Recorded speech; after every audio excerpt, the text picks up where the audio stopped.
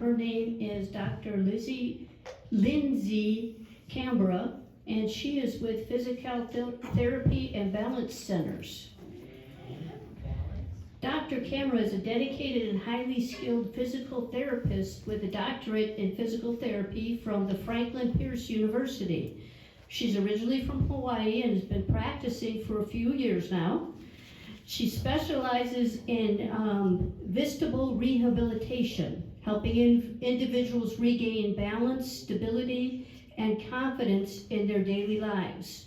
She also is well versed in orthopedics, concussion, pre- and post-operative physical therapy, and much more. She works out of the Physical Therapy and Balance Centers here in Sun City up at 99th and Bell. And today what she's going to do is give us a presentation on how to improve our balance and hopefully prevent falls.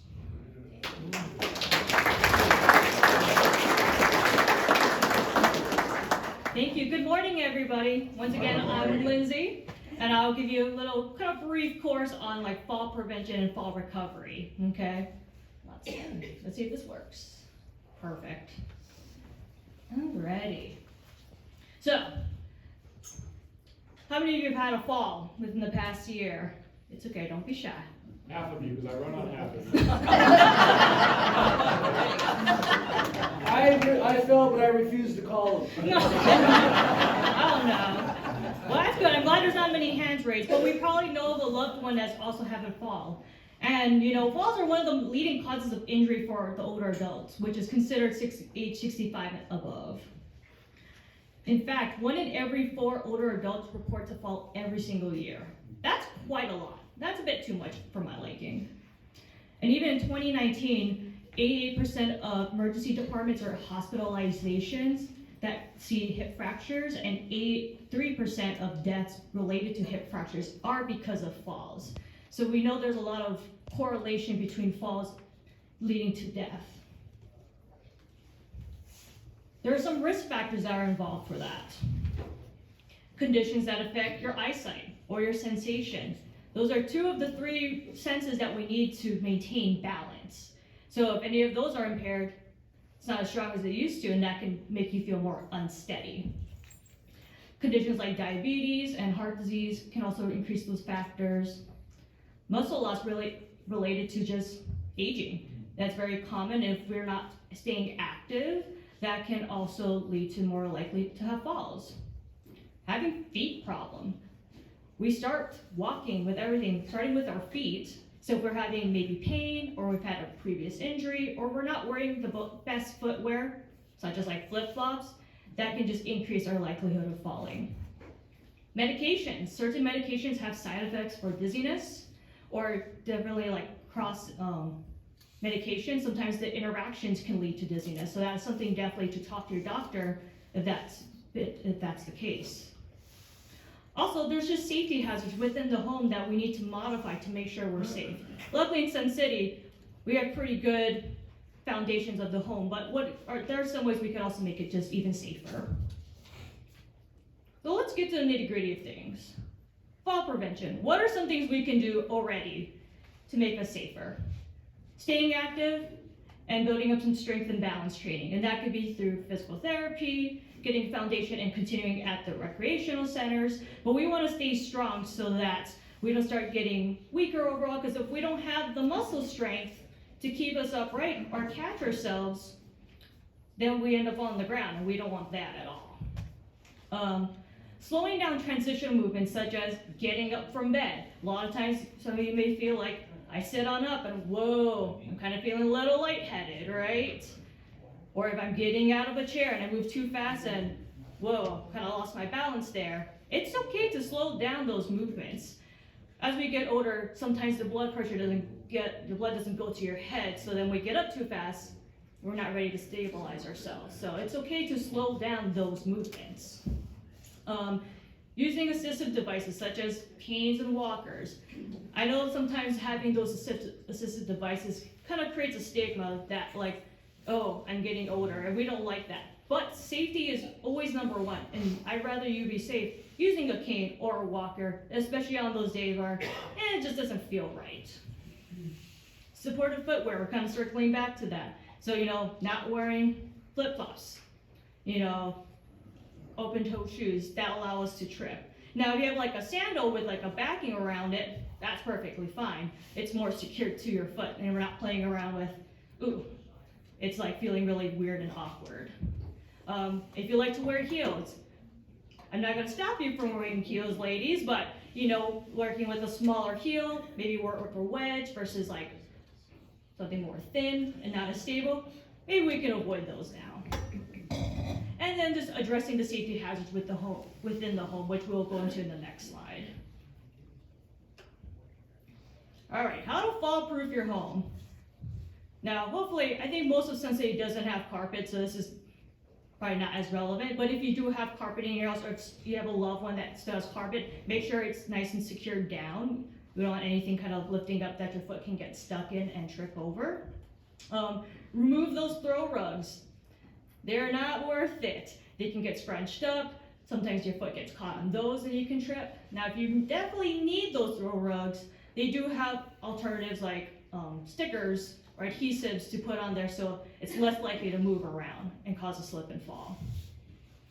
Make sure we have good lighting within the house and access to lighting.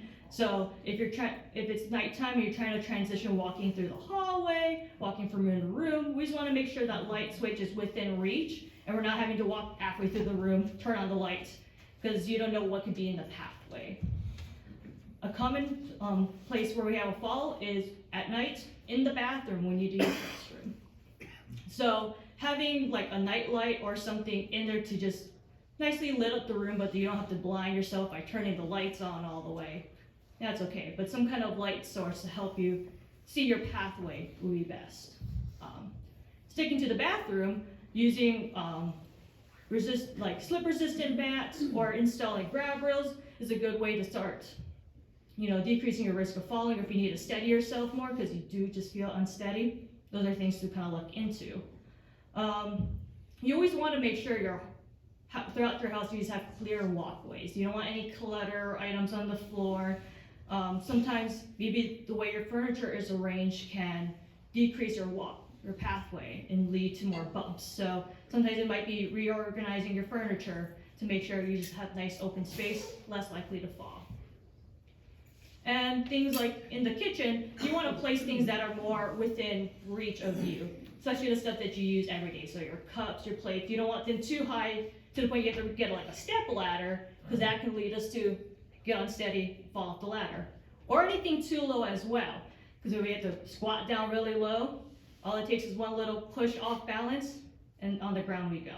So keep the more commonly used items within reach. Okay. Now for the fun stuff. Now life happens, we can do all these things to prevent it, but we have a fall. And it could be from anything, right? What do you do in that scenario? One thing I kind of look at is I look for injuries first. So I do like a full body scan. How's that head doing? Any head pain? Any neck pain? Can I move my hands? Can I move my feet? Doing all of that. Now, if you feel like, ooh, I have a lot of pain, I don't think I can get up, it's best just to stay where you're at and reach for your phone and call 911. If you don't have your phone on you, get someone's attention right away. Whether it's someone in the household, if you live by yourself, you just want to make as much noise as possible. I've heard of a patient that they were able to reach their car keys and set off their car alarm. And that was enough to bring attention to the house, and neighbors were able to call 911. But always please have your phones on you, or have some kind of device that can alert to emergency responses, like those pennants, or even smartwatches now have the ability to make emergency calls. So those are some ways we can kind of help get the attention you need faster. All right, what happens if you check? All right, everything's good, my brain's still working. What do I do? So usually the best way to do is find a chair or a couch or whatever you that's nearby, and you want to move as close as you can to it, whether it's crawling, scooting, be the best way, because it'd be easier to support yourself when standing up. I'll show it next, the whole demonstration, but pretty much you want to use the chair to help get up and into the seats.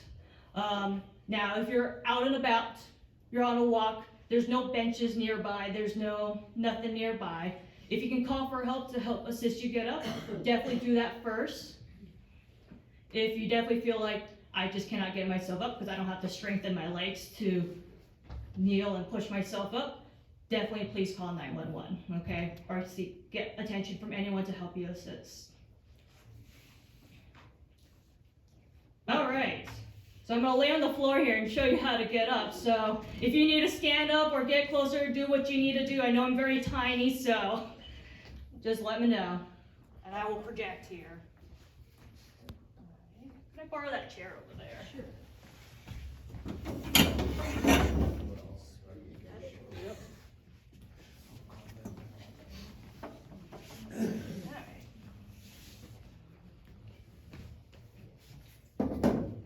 Alright. So this will be used with a chair. So, okay. Let me get to the floor. God,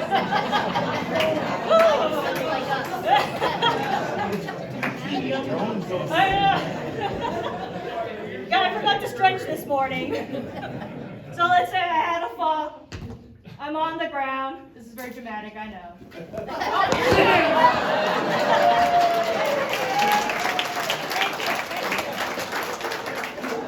Finally, a good response time.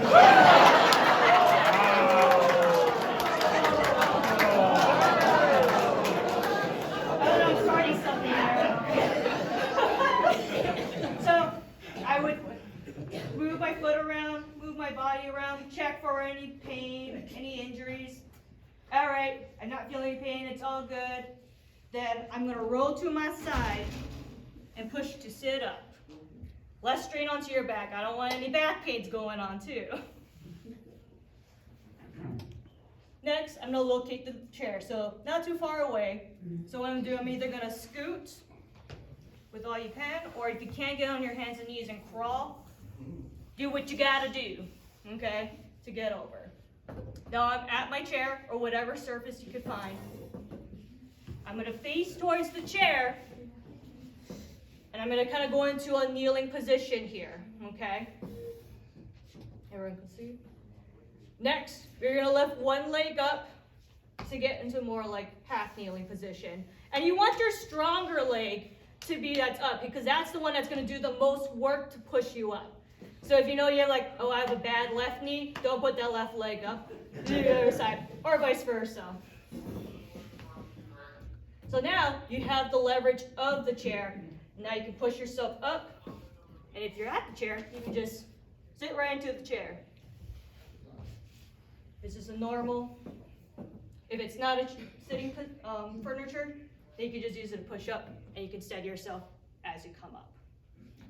As you can tell, if you didn't have that there, probably the best way is to push yourself up with the one leg. Now that's kind of hard for a lot of people. So that's why I prefer trying to locate something that's sturdy nearby and getting closer to it so you have that extra support, because the last thing we want is another injury to occur, okay? But if you absolutely need to, one leg up, same thing. Whatever's the strongest leg, put that one up. You can use your hands to kind of push yourself up and get up that way. Those are the best ways to get up from the ground.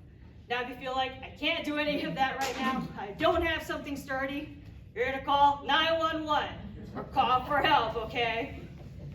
Worst comes to worst, just call for help. That's kind of it for the demonstration portion.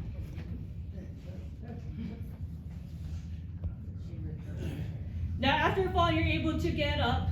You know, if you're still not feeling well, or you hit your head on the way down, you're like, something feels off, please see medical attention right away. Just to make sure nothing got broken, no brain bleeds, we don't want any of that. Now, if you're noticing, hey, I'm just feeling more and more unsteady, or whoa, I'm having a lot more falls than I should be, that's a good time to also seek out your doctor and maybe get into physical therapy. So we can do a lot to work on building up your strength and balance so that we're not having as many falls. I have a little activity if you guys want to test your balance a little bit. So if anyone wants to participate, we can stand up and I can test some of your balance right here. Please stand next to your chair.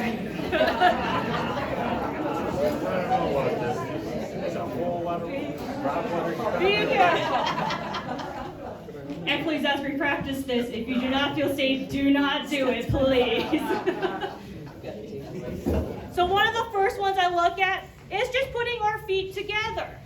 Can we hold this position for 10 seconds? I'm gonna just count in my head. Looks like you guys are pretty good at this one. But I've had some people like just getting to this position and they're swaying a lot. It could be various causes that lead to that.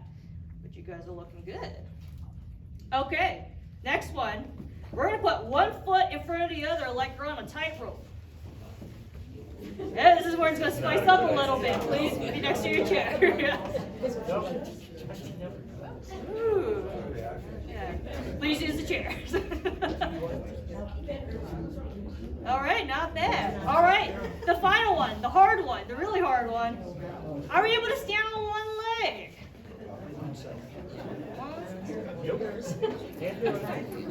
That's okay. Good. Switch sides. Not bad. Alrighty. Good job. All right, you guys can sit down now. What's up? All right, get you up and moving. So these are just some of the tests that we look at in physical therapy to kind of get a baseline, and we do other tests as well. So what can we do as physical therapy to help? We can guide you, we evaluate and kind of get a baseline, where your balance is at, how your senses are kicking in, and try to test how well we move. Then we kind of guide you through some strength and balance exercises and making sure you're in a safe environment while you're doing it, and hopefully over time, we've transitioned that as homework for you to continue at home by yourself with safety, of course. And during that process as well, we educate on the fall recovery process. I show them this demonstration, and then I make them do it too, to see where do we need to practice? Are we able to get up independently, or is it best to call for help right now as we work on that process? And that is some of the few things we can look at here in PT. Let's see. My citations, and I just threw a lot of stuff at you this past, I don't know how many minutes, but I want to kind of open it up to you guys. What questions you guys may have? Quick question for you. Yeah. You're in Sun City, so Yes. you have a specific demographic. Do you coordinate it all with their orthopedic doctors or anybody else type thing, or do they just come in and you just work by It's a little bit of both. observation? I have a lot of people who just kind of walk in because they're like, I noticed your sign out there and they want to work on balance. I do get some from neurology offices, orthopedic offices if they're having more balance issues. Usually when we do the evaluation stuff, those notes go to the doctor. And if we have anything of more concern, then we definitely try to reach out the office right away if there's anything else going on. Mm-hmm. Did that answer your question? Yeah, and then do you work referrals for Medicare coverage or things Yeah. of this nature? Mhm, Okay. definitely. Right back there. Do you have a program to develop muscle strength through nutrition? Ooh, that's a good question. I don't focus on the nutrition factor because it's kind of out of my scope of practice, but I would like to definitely work with the nutritionist and see if we can develop a better program to make sure you're getting appropriate nutrition and strength. I would usually recommend for nutrition purposes for like a registered dietitian, those kind of things, or whatever you guys have available to. And we focus more on the strength part in physical therapy itself. There, orange shirt. Do you have any suggestions on, if you are in the throes of a fall, what to do in that instance, whether it's tuck and roll or? Like, and you're in the process of falling? Yeah. So I guess it depends on the directions, you know. The last thing I want is if you're falling forward, I don't want you to land hands straight down, arm is outstretched, because that's definitely going to lead to an arm fracture. We don't want any of that. Usually you want as much like surface area when you fall down to help kind of just, you know, space out all the impact there. So let's say I'm coming from the front, you know, if it is easier to get onto the knees and then forearms on the floor. If you're going more backwards, I mean, if you can't tuck and roll, that's awesome. If you can't, if you're going more backwards, you know, going to the butt and then rolling. This is what I kind of learned in judo, so I kind of use those principles for this. Doing that way and protecting the head, making sure you're tucking in when you roll back. Or if you're able to stop it and kind of roll, that'd be okay. Coming from the side. I guess it depends how you're off balance, but same thing idea of like you want the most surface area and try to see if you can just slow the descent of the fall and kind of like lay out. So sometimes we go over that stuff. A lot of times we teach other balance strategies so that we're not in the point of, hopefully we're not mostly through the fall. You know, we look at working on ankle strength and stability. So when you have like a little tiny minor off balance, your ankle should be kicking in first. Where the bigger push, your hips start getting in to catch ourselves, whatever direction. And the other strategy is when it's too big of a force, being able to step and react to any of those positions so that we're not going to be falling on the floor. So that's kind of where I kind of focus my time more is on those strategies so that hopefully we're not at the point we're at the flaw. But it's something we could also review. Great question.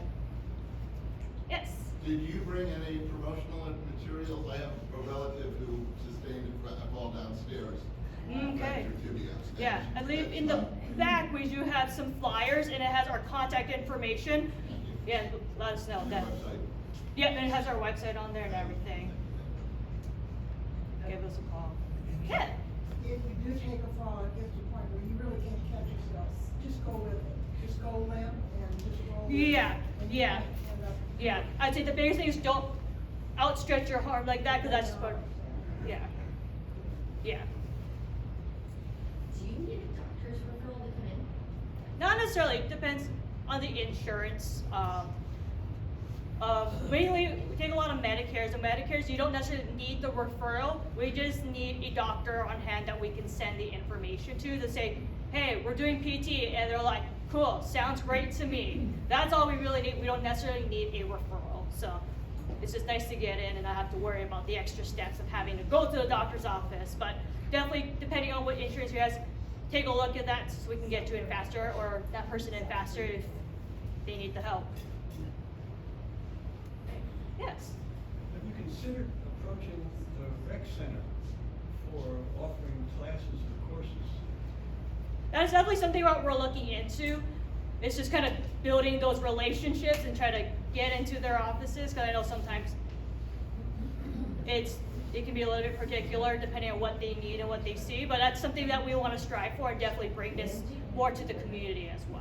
I think everyone could use a little class or get a refresher too if you've learned it in the past.